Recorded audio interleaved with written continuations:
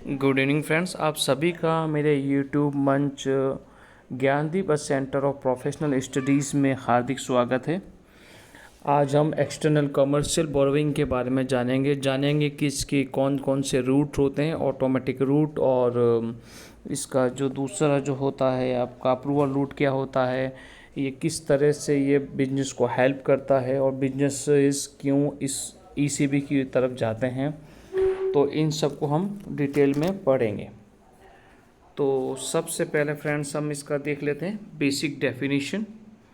तो basic definition में देखिए, ECB refers to commercial loans availed from non resident lenders with a minimum average maturity of 3 years.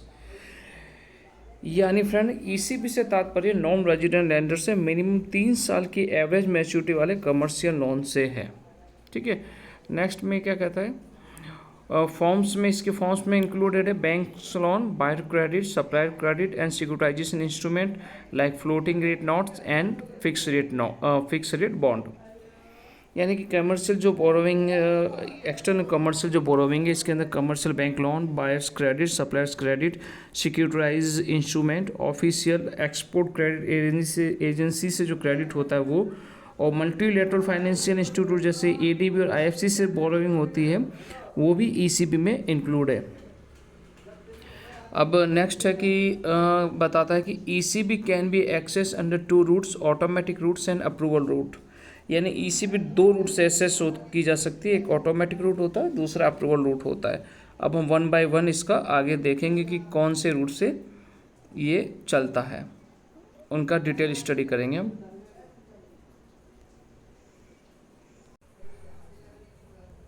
So friend, automatic route for ECB. अब देखते हैं ये क्या कहता है। ECB for investment in the real sector specially infrastructure under the automatic route and no RBI और government approval required for automatic route. अब ये देखिए इसके अंदर क्या है कि एक्सटर्न पॉलिसी के according real sector, industrial sector और स्पेशली इंडिया में इंफ्रास्ट्रक्चर सेक्टर में ईसीबी ऑटोमेटेड रूट में है। यानी इसके लिए आरबीआई या गवर्नमेंट के अप्रूवल की ज़रूरत नहीं है। हालांकि डाउट होने पर एप्लीकेंट जो है रिकोर्स ले सकते हैं। अब अगला देखते हैं इसमें एलिजिबल बोरोवर कौन कौन से हैं। तो इसमें देखिए एलिजिबल बोरोवर के अंदर आप देखेंगे eligible borrower include corporates except financial intermediaries and NGOs engaging micro finance. इसका डिटेल हम देखते हैं कि फाइनेंशियल इंटरमीडियरीज जैसे कि bank, finance company, HFC, NBFC को छोड़कर कंपनीज एक्ट के तहत रजिस्टर्ड कॉरपोरेट इसमें एलिजिबल है। इंडिविजुअल ट्रस्ट जो है ईसीबी के लिए एलिजिबल नहीं है। सेकंड, इन्होंने बताया था कि एनजीओ माइक्रो फाइनेंस एक्टिविटी में engage non government organization NGO ECB avail करने के लिए एलिजिबल हैं। ऐसे एनजीओ के लिए कुछ गाइडलाइंस है, वो है कि फॉरेन एक्सचेंज डीलिंग के लिए ऑथराइज शेड्यूल कॉमर्शियल बैंक के साथ एटलीस्ट 3 साल का इनका सेटिस्फैक्ट्री बोरोविंग रिलेशनशिप होना चाहिए, और इन एनजीओस को डेजिग्नेटेड ऑथराइज डीलर से बोरोविंग एंटिटी के मैनेजमेंट की कमेटी बोर्ड से फिट और प्रॉपर स्टेटस पर ड्यू डिलिजेंस सर्टिफिकेट भी फर्निश करना रहता है। अब नेक्स्ट आप देखेंगे रिकॉग्नाइज लैंडर। रिकॉग्नाइज लैंडर में आपका इंटरनेशनल बैंक आ गया, इंटरनेशनल कैपिटल मार्केट आ गया और मल्टीलेटरल फाइनेंशियल इंस्टीट्यूशंस आ गए।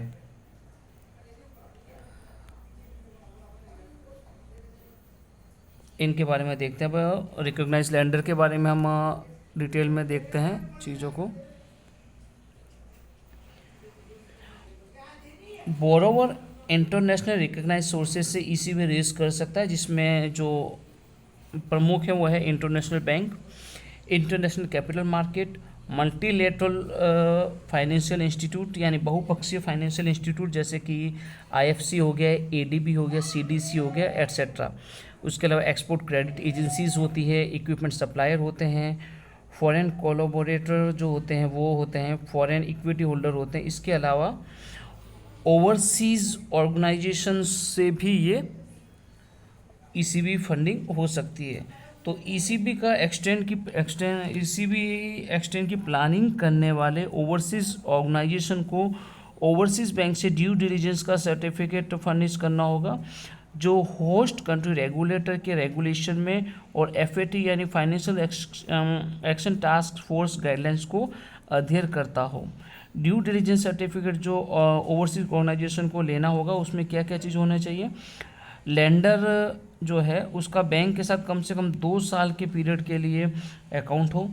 लैंडिंग एंटिटी जो है लोकल लॉ के तहत ऑर्गेनाइज हो और बिजनेस तथा लोकल कम्युनिटी में जिसकी गुड एस्टीम हो और उसके ऊपर कोई क्रिमिनल केस पेंडिंग नहीं हो।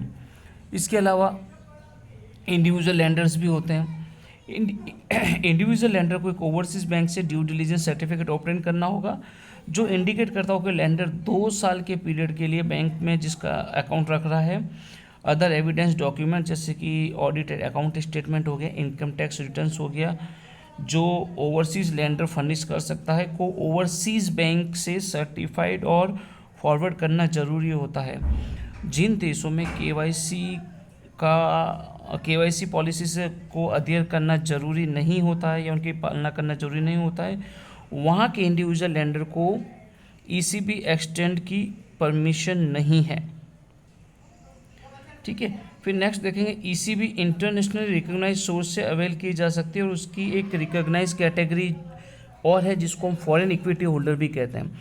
Foreign equity holder recognize lender तभी माना जाएगा जबकि वह बोरोड कंपनी में 25% मिनिमम इक्विटी हेल्ड करता हो।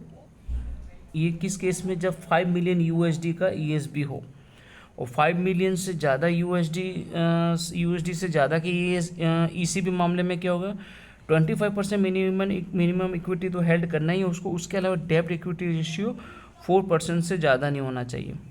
अब इसके अंदर अमाउंट और मैच्योरिटी का भी देख लेते हैं। ईसीबी अमाउंट एंड मैच्योरिटी क्या कहता है, up to $20 million minimum average maturity of 3 years, above $20 million and up to $500 million minimum average maturity of 5 years, maximum ECB amount $500 million per financial year।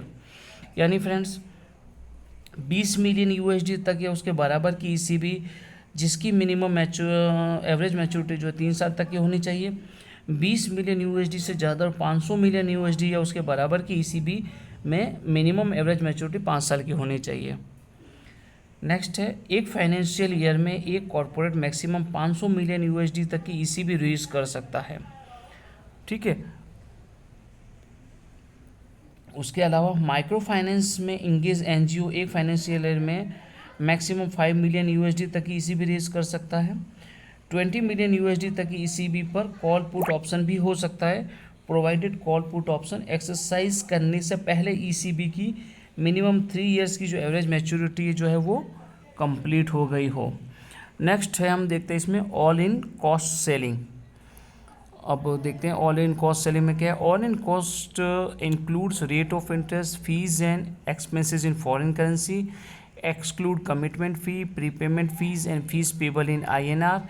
Average maturity period 3 to 5 year में 200 basis points over 6 month Liber है और more than 5 years में 350 basis points over 6 month labour है। तो इसमें देखिए friends क्या है कि ऑल इन कॉस्ट में rate of interest, other fees और फॉरेन करेंसी में एक्सपेंसेस जो है वो तो इंक्लूड है। हालांकि इसमें कमिटमेंट फ़ी, प्रीपेमेंट फ़ी और इंडियन रुपये में पेबल फ़ी शामिल नहीं होगी। इसके अलावा भी इंडियन रुपये में विथहोल्डिंग टैक्स का जो पेमेंट है वो भी ऑल इन कॉस्ट कैलकुलेशन में शामिल नहीं होगा। फिर आप देखिए कि ईसीबी की ऑल इन कॉस्ट सीलिंग जो है वो जो अभी करंटली जो प्रिवेलिंग जो है वो है एवरेज मैच्योरिटी पीरियड और 6 month लाइबर से कितना ओवर है वो। अगर 3 to 5 years है तो 200 BPS है 6 month लाइबर से, और 5 to 7 years का अगर मैच्योरिटी पीरियड है तो 350 BPS से लिबोर से ओवर रहेगा, और ग्रेटर देन 7 years का अगर मैच्योरिटी पीरियड है तो उसमें 450 BPS पॉइंट 6 month लेबर से ऊपर रहेगा। ये तो हो गया इसका अपना all in cost ceiling for ECBs. अब एंड यूज़ के बारे में देखिए फ्रेंड्स, यहाँ पे क्या कहते हैं, ECB proceeds can be use for import of capital goods, new project, modernization, expenses of existing unit, investment in infrastructure sector like power, telecom and roads. ECB proceeds cannot be used for on lending or investment in capital.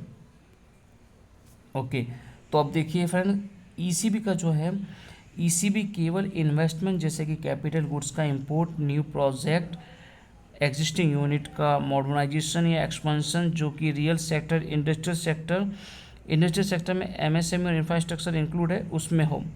ECB proceed को joint venture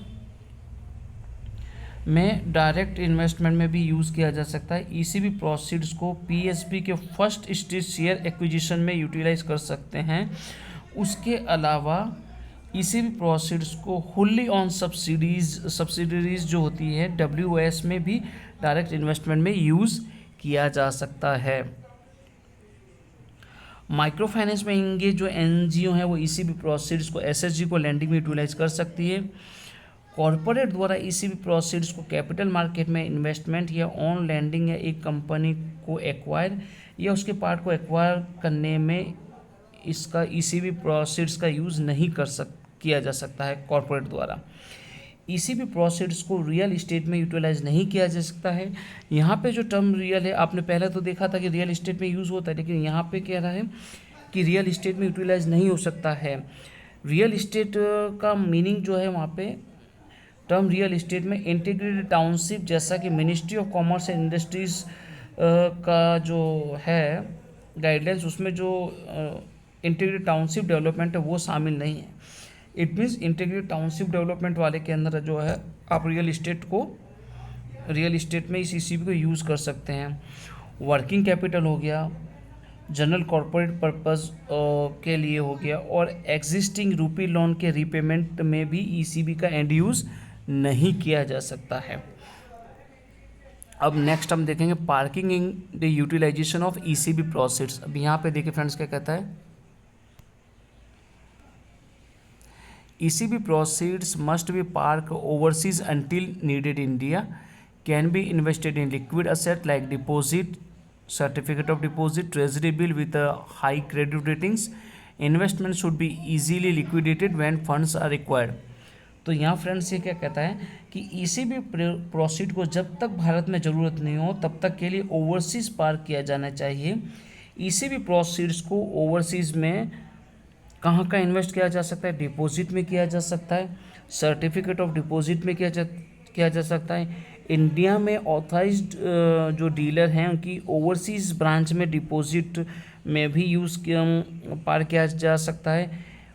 1 year की maturity वाले treasury bill और other monetary instrument में भी इसे use किया जा सकता है, प्रोवाइडेड कि उनकी रेटिंग हाई हो। अप्रूवल रूट से पहले एक बार हम इसका प्रीपेमेंट का भी देख लेते हैं। जो हमारा ऑटोमेटिक रूट वाला है उसमें प्रीपेमेंट में क्या है, 20 USD मिलियन तक की ईसीबी की प्रीपेमेंट आरबीआई की अप्रूवल के बिना भी ऑथराइज डीलर कर सकता है, प्रोवाइडेड कि उस लोन की स्टिपुलेटेड जो मिनिमम एवरेज मैच्योरिटी है वो कंप्लीट हो गई हो।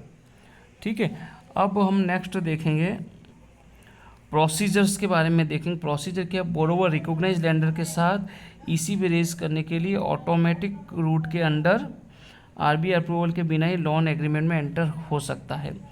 ये तो हो गया लोन एग्रीमेंट का। अब इसका बी पार्ट जो है वो देखेंगे, अप्रूवल रूट फॉर ईसीबी। अभी तक जो हमने देखा था वो ऑटोमेटेड रूट था ईसीबी का। अब अप्रूवल वाले रूट्स में हम देखते हैं वहाँ क्या है।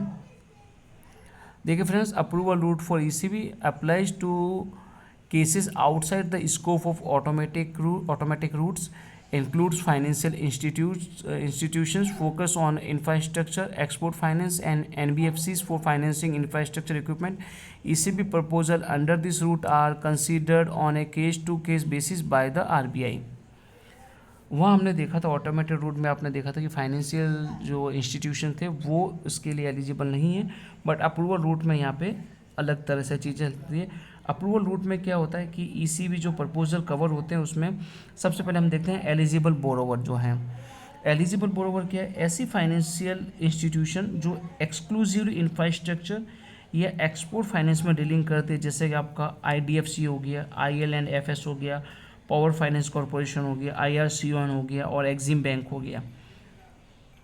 जिन बैंक और फाइनेंशियल इंस्टीट्यूशन ने गवर्नमेंट अप्रूव टेक्सटाइल या स्टील सेक्टर में रिस्ट्रक्चरिंग पैकेज में पार्टिसिपेट किया है, उन्हें प्रूडेंशियल नॉर्म्स के बेसिस पर आरबीआई द्वारा पैकेज और वैल्यूएशन में उनके इन्वेस्टमेंट की लिमिट तक की ईसीबी रेज करने की परमिशन दी गई है। ठीक है, इसके बाद में नेक्स्ट आप देखेंगे इंफ्रास्ट्रक्चर प्रोजेक्ट की लीजिंग के लिए भी, अगर इंफ्रास्ट्रक्चर इक्विपमेंट के इंपोर्ट के लिए multilateral financial institute, reputed regional financial institute, official export credit agencies और इंटरनेशनल बैंक से एनबीएफसी द्वारा 5 साल की मिनिमम मैच्योरिटी वाली जो ईसीबी है वो भी अप्रूवल रूट में आ जाएगी आपकी। मिनिमम क्राइटेरिया का जो सेटिस्फाइंग करने वाली जो हाउसिंग फाइनेंस कंपनी है वो फॉरेन करेंसी कन्वर्टेड बॉन्ड के थ्रू भी ईसीबी रेज कर सकती है। इसमें मिनिमम नेटवर्थ आपका जो है एचएफसी के लिए मिनिमम नेटवर्थ 500 करोड़ होना चाहिए, बीएससी या एनएससी में लिस्टिंग होनी चाहिए, फॉर एफसीसीबी की मिनिमम साइज 100 मिलियन यूएसडी होनी चाहिए, एप्लीकेंट को फंड की यूटिलाइजेशन के लिए पर्पस या प्लान सबमिट करना होगा। ये तो हमारा रहा एलिजिबल बोरोवर के लिए। अब इसके अंदर कुछ चीज़ें हैं की कंसिडरेशन है कि पहला तो adherence to ECB guidelines is crucial to avoid penalties, यानी ईसीबी गाइडलाइंस के लिए जो गाइडलाइंस है उनका पालन करना होगा, अदरवाइज उसमें हैवी पेनल्टीज़ हैं। Role of authorized dealers is critical in ensuring compliance, यानी ऑथराइज्ड डीलर का रोल काफ़ी महत्वपूर्ण होता है इसके अंदर। Proper documentation and due diligence are necessary for all ECB transaction. ठीक है फ्रेंड, तो अब इसके अंदर हम रिकॉग्नाइज लैंडर की बात करते हैं। अप्रूवल रूट के अंदर जो रिकॉग्नाइज लैंडर हैं वो देखिए कौन कौन है।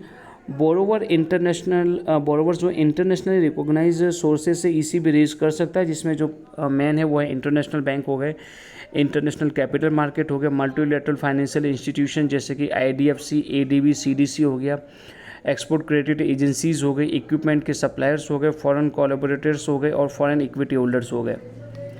जैसे हमने आपको बताया था कि वहाँ पे आपने देखा था ऑटोमेटेड रूट के अंदर ऑल इन कॉस्ट सेलिंग था, ऐसे यहाँ पर भी ऑल इन कॉस्ट में आप रेट ऑफ इंटरेस्ट, अदर फी और फॉरेन करेंसी में एक्सपेंसेस को शामिल कर सकते हैं, लेकिन कमिटमेंट फ़ी, प्रीपेमेंट फ़ी और इंडियन रुपी में पेबल इसमें शामिल नहीं हो सकता है।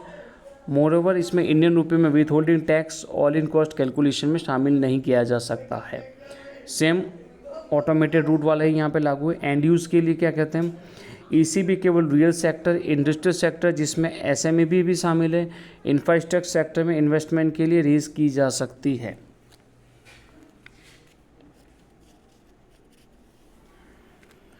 ECB proceeds joint venture, Holi own subsidies में ओवरसीज डायरेक्ट इन्वेस्टमेंट के लिए यूटिलाइज की जा सकती है।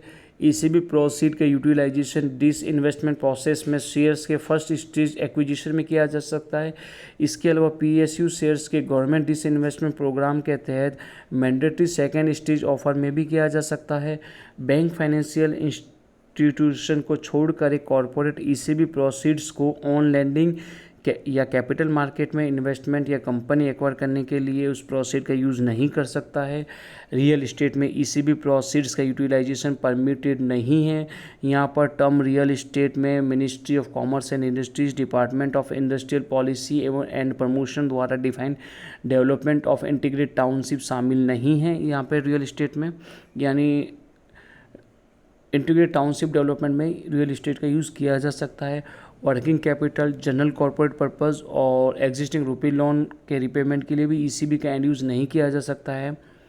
फिर गारंटी की जहाँ तक बात है तो बैंकों द्वारा guarantee, standby letter of credit, letter of undertaking, letter of comfort के लिए नॉर्मली ईसीबी परमिटेड नहीं है। हाँ, एसएमई के लिए अगर है तो प्रूडेंशियल नॉर्म्स के सब्जेक्ट इसको कंसीडर किया जा सकता है। अब ऑटोमेटेड रूट के अंदर पार्किंग ईसीबी प्रोसीड काफ़ी हद तक अप्रूवल रूट के तहत जैसा ही है। अब यहाँ पे क्या होता है कि जब तक भारत में एक्चुअल रिक्वायरमेंट ना हो ईसीबी प्रोसीड्स को ओवरसीज़ पार्क किया जा सकता है। ओवरसीज़ पार्क जो ईसीबी प्रोसीड्स को लिक्विड एसेट में पार्क किया जा सकता है। वो कौन कौन से लिक्विड एसेट्स है तो उनमें पहला आ जाएगा डिपॉजिट या डिपॉजिट सर्टिफिकेट, या बैंकों द्वारा पेश किए गए अदर प्रोडक्ट्स जो standard and poor Fitch MCA या मूडीज़ की AA3 से AA ब्रैकेट माइनस रेटिंग से कम ना हो, भारत में ऑथराइज डीलर की ओवरसीज़ ब्रांच में डिपॉजिट, और ऊपर बताई गई मिनिमम रेटिंग वाले वन ईयर मैच्योरिटी वाले ट्रेजरी बिल और अदर मॉनेटरी इंस्ट्रूमेंट जो हैं उनमें भी ईसीबी प्रोसेस को पार किया जा सकता है। यहाँ पर ध्यान देने वाली बात यह कि फ़ंड को इस प्रकार से इन्वेस्ट किया जाना चाहिए कि इंडिया में बोरोवर को जब भी फंड की रिक्वायरमेंट हो, इन्वेस्टमेंट को लिक्विडेट किया जा सके। प्रीपेमेंट में देखिए आप सेम, दोनों ही रूट्स में सेम है। 200 मिलियन यूएसडी तक के ईसीबी के प्रीपेमेंट को आरबीआई की अप्रूवल के बिना ऑथराइज डीलर द्वारा अलाउ किया जा सकता है, सब्जेक्ट टू कि लोन के लिए applicable minimum average maturity complete हो गई हो। फिर देखिए आप रीफाइनेंस ऑफ एग्जिस्टिंग ईसीबी, क्या ये पॉसिबल है? जी हाँ, बिल्कुल पॉसिबल है। फ्रेश ईसीबी रेज करके एग्जिस्टिंग ईसीबी का रीफाइनेंस परमिटेड है, प्रोवाइडेड ओरिजिनल बोरोविंग की आउटस्टैंडिंग मैच्योरिटी में कोई रिडक्शन नहीं होगा। फ्रेश ईसीबी की ऑल इन कॉस्ट जो है वो एग्जिस्टिंग ईसीबी की ऑल इन कॉस्ट से कम होगी। फिर डेब्ट सर्विसिंग, डेजिग्नेटेड ऑथराइज डीलर के पास टाइम टू टाइम पर गवर्नमेंट और आरबीआई द्वारा इशू ईसीबी गाइडलाइंस की कंफर्मिटी यानी उसके अकॉर्डिंग प्रिंसिपल, इंटरेस्ट और अदर चार्जेस को इंस्टॉलमेंट में रेमिटेंस के लिए ईसीबी की जनरल परमिशन है। तो फ्रेंड्स, आई होप कि ईसीबी के बारे में आपको जो मेरा ये लेक्चर था आपको पसंद आया होगा, समझ आया होगा। अगर आपको ये समझ में आया तो प्लीज़ अपने फ्रेंड के साथ शेयर कीजिए और चैनल को सब्सक्राइब कीजिए और बेल आइकन को ज़रूर दबाइए ताकि आपको जो भी हमारा नया फाइनेंशियल सेक्टर के अकॉर्डिंग जो भी वीडियो हो वो आपको तुरंत मिल जाए। ईसीबी के बारे में हमने बहुत अच्छे से पढ़ा है, डिटेल में पढ़ा है, इसके अप्रूवल रूट्स के बारे में, ऑटोमेटिक रूट्स के बारे में। तो please friends, do like and subscribe my channel. Thank you, thanks a lot, thank you very much.